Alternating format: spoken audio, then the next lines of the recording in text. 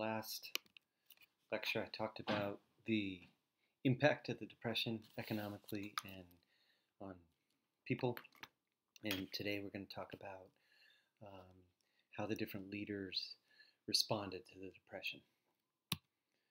We'll start with Herbert Hoover, but before we get into him, I'll just talk about the three presidents in the 20s. So the last president I really talked about was Woodrow Wilson. If you remember, there were three progressive presidents: Teddy Roosevelt, William Taft, and then Woodrow Wilson, who took us through World War I.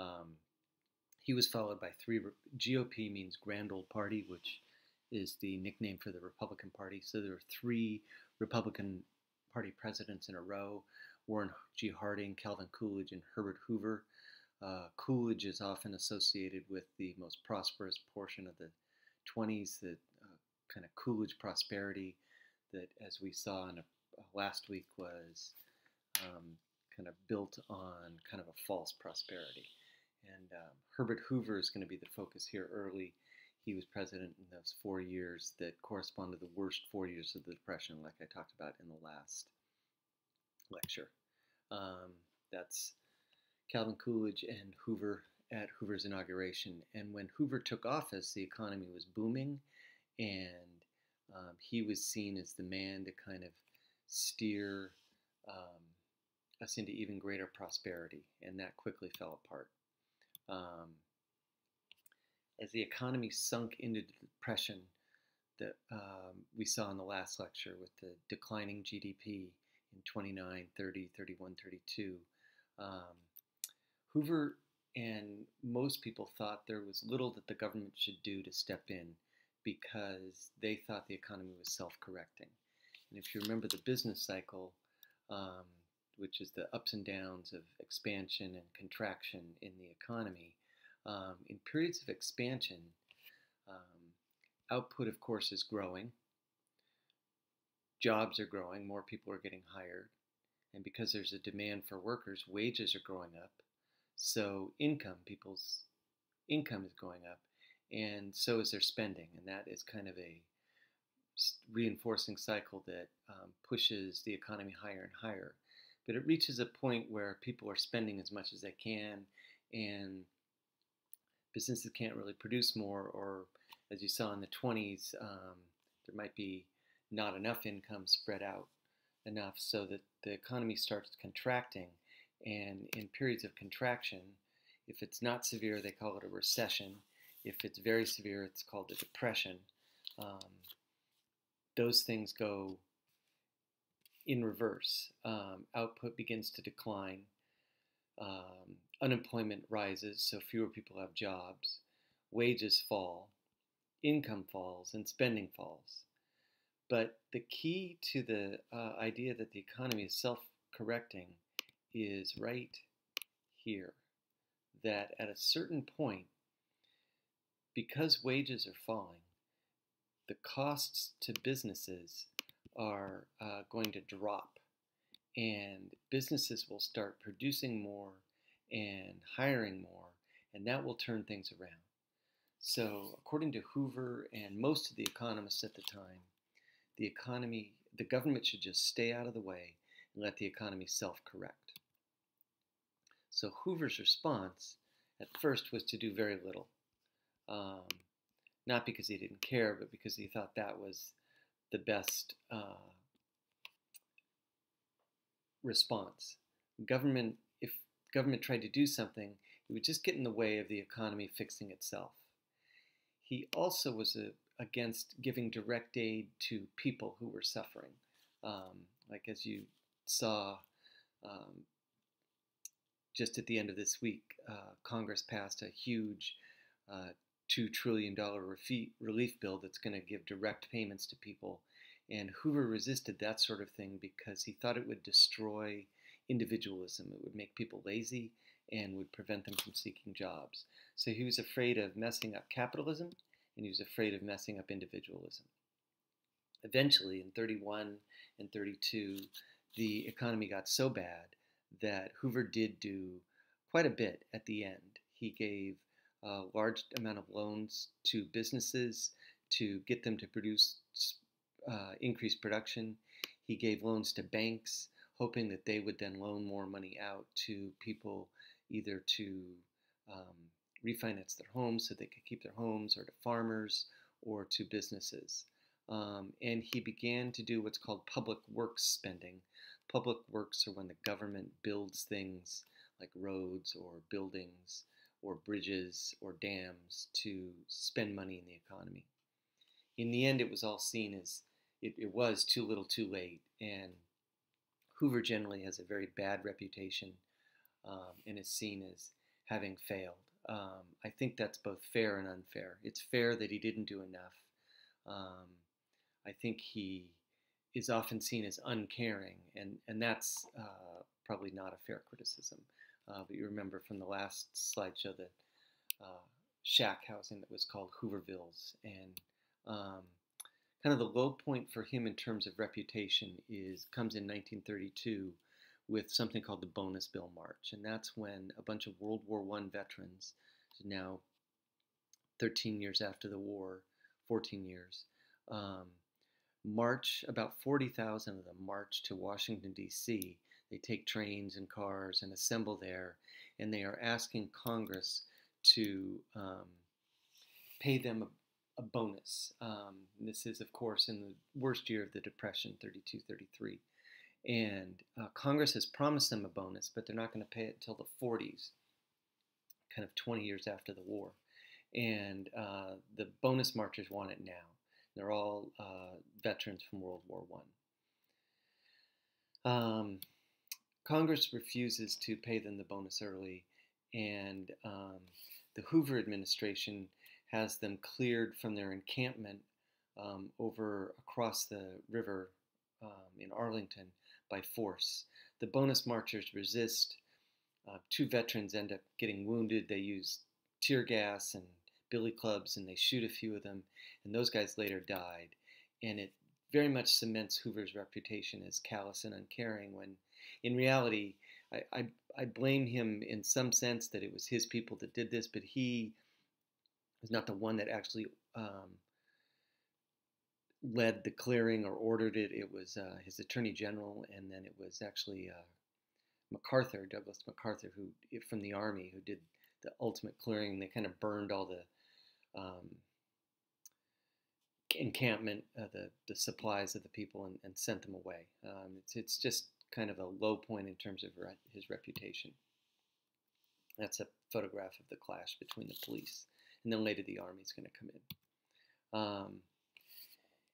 It's at that kind of in that environment that the 1932 presidential election happens, and it is Hoover against this man, FDR, campaigning by train, and FDR is going to win in a landslide, and that is the first of 4 elections that he wins: 32, 36, 40, and 44.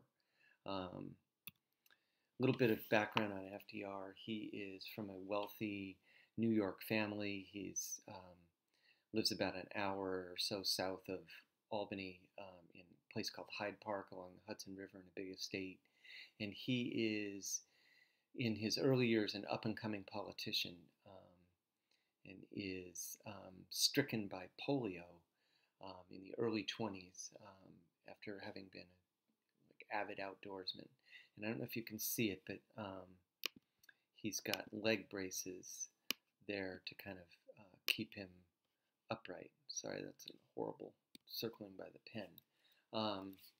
His wife, Eleanor Roosevelt, who's one of my all-time favorites, is in the background there. They had a troubled marriage romantically. He had a long-running affair with his secretary, but they had tremendous respect for each other as people and as politicians, and she was an important part of his cabinet. He ran for governor in the 20s and was very successful, and then eventually ran for president in 32 and won. The people who supported him are called the New Deal Coalition, the grouping of voters that voted Democratic in that election, and it represents kind of alignment of the parties away from what they had been in the past. If you remember, in the progressive era, there were Republican progressives and Democratic progressives, but by the 20s and 30s, the parties have switched, and the Democrats under FDR become the party of the working class, and then Republicans become more the party of the wealthier and businessmen and people doing better. And the groups who vote for FDR are factory workers and workers in the city, farmers, and that's a new one. They had often voted as much Republican as Democrat. And then, of course, the South was still the solid South, refused to vote for a Republican ever since Abraham Lincoln and the Civil War. And that will change later, but for now, that's the New Deal coalition. And he promises during the campaign a new deal for the American people. And that's the slogan during the campaign, and that becomes the name for all the policies his administration pursued to get out of the Depression. And unlike Hoover, who didn't do enough, FDR comes in with the idea that we're going to try something. One of his quotes is, take a method and try it. If it fails, admit it frankly and move on, but by all means try something. And so he comes in and is kind of a whirlwind of activity and very energetic in addressing the Depression. In his first 100 days, there's a Democratic majority in Congress, and he passes a flurry of legislation, which I will talk about in the next lecture. Bank reform, public works programs, and it is, some of it works, some of it doesn't, but it is encouraging and reassuring to the American people that it feels like somebody's taking care of things. And I think from that moment on, the mood of the country changes, and it's also about that time that Prohibition ends, and the song associated with 1933 is Happy Days Are Here Again. He also is well known for giving these radio addresses, often sitting by a fireside, and even though people couldn't see him, they were called fireside chats, and they were very reassuring. He projected an air of calmness and caring and empathy that helped lift the nation's mood. In the end, as I'm going to talk about in the next lecture, the New Deal is only partially successful in addressing the Great Depression and the problems that it brought on, but he's definitely seen as a major force in improving the nation's, making the government responsive to the people and helping address the misery and suffering. His wife Eleanor is a big part of that. She is the most active First Lady, I think, definitely up to that point in time. The wives of the presidents often did very little, and she is active and energetic and wrote a column throughout the Depression and her husband's terms. And as you can see in this photo, she's out with a hard hat. I think that's with coal miners, visiting with workers, and she was beloved and very empathetic, and often would come back and report to him on how his policies were actually being implemented, and was much more liberal than FDR, and determined in her efforts to make sure that everybody's needs got addressed. And for example, one of the groups that I think in the last lecture I mentioned got left behind a lot were African Americans during the Depression, and she was fierce in defending them and other groups in that the government needs to help. I'm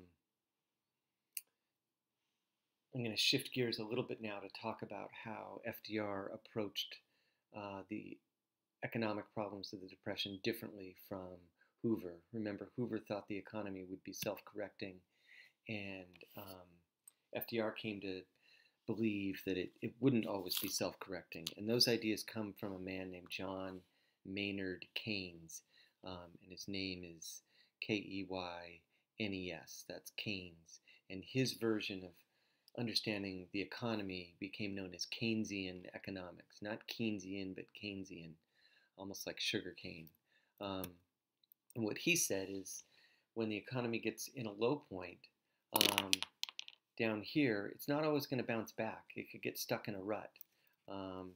That even if businesses' costs are declining, like the classical economists thought, the businesses aren't going to start spending and investing and hiring workers until they see evidence that the economy is improving. And consumers don't have the money if they don't have jobs to start spending.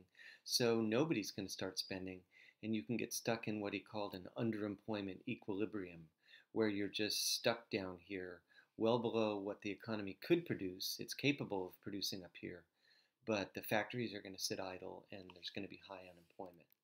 And what Keynes said is in those situations, the government has to step in and kickstart the economy. That if businesses can't spend and consumers can't spend, but government can because it can borrow money, that will kickstart the economy. And if they start construction projects or hire people to do things, that will get money out into the economy, get businesses, demand up for businesses, and will get you back to that increasing output, increasing jobs, increasing wages, etc. And eventually the government can pull back on its spending and the economy will keep going of its own momentum. So the idea of kickstarting economy as opposed to self-correcting. The next lecture is going to be in detail about the different aspects of the New Deal programs, but an important thing to note is with the Depression and the New Deal, two big changes in the expectation about government. Increasingly, people expect the government to manage the economy. Prior to the New Deal and the Great Depression, the economy is seen as something that kind of operates on its own. And now, when you have a recession, the idea is that the government should work to take it in for a soft landing, smooth out these recessions so they're not so sharp and deep, and help the economy get going again. We happen to be in a period of time when that is clearly what the government is trying to do. It is on a public health method, forcing the country to contract and not spend as much money with the self-isolation and the shelter in place. But the relief package that was just passed is meant to tide people over and help kick the economy into gear once on the public health side we've been able to kind of get a lid on the virus. The second thing is people expect the government to provide a safety net. And this is kind of the final piece in the transition from laissez-faire 1800s to progressive era regulation and ensuring the well-being of people in the workplace. But in the progressive era, they never quite came to, we're going to take care of people. And with things like Social Security and other legislation, the New Deal is going to change that. And the government's increasingly going to be seen as providing a safety net for the vulnerable people in the society. Excuse me, that idea will always be controversial, and it's going to, how much of a safety net should be provided is always going to be argued about, but the idea that there should be a minimum safety net becomes much more accepted. There's FDR signing the first New Deal programs, and that is an example of the Norris Dam in the Tennessee Valley area. Government spending meant to boost the economy. And here is CCC, a program I'll talk about in the next slide, where it's actually paying people to do forestry and kind of projects out in the wilderness to give people a salary. before we end, I'll just talk about some of the opponents of the New Deal. And there were three basic sets of opponents. Those on the left who thought the New Deal didn't go far enough, wasn't doing enough to help the poor. A bigger group who attacked FDR from the right, and they thought that FDR was destroying capitalism and individualism. And then there were other critics who didn't necessarily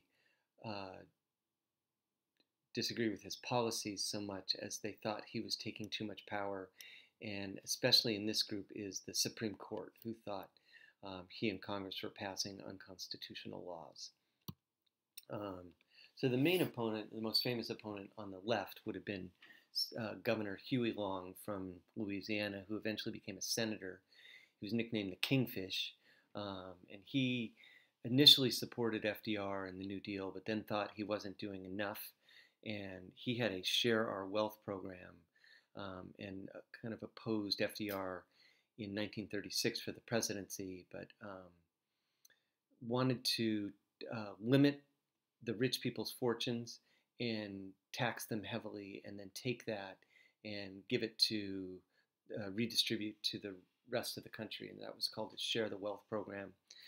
He eventually gets actually assassinated in 1935, and by an opponent down in Louisiana, and that's the end of his criticism. Another famous opponent was Father Thomas Coughlin, who was a priest, Catholic priest, and critic of the New Deal. He had originally supported FDR, but then broke with him and thought that he was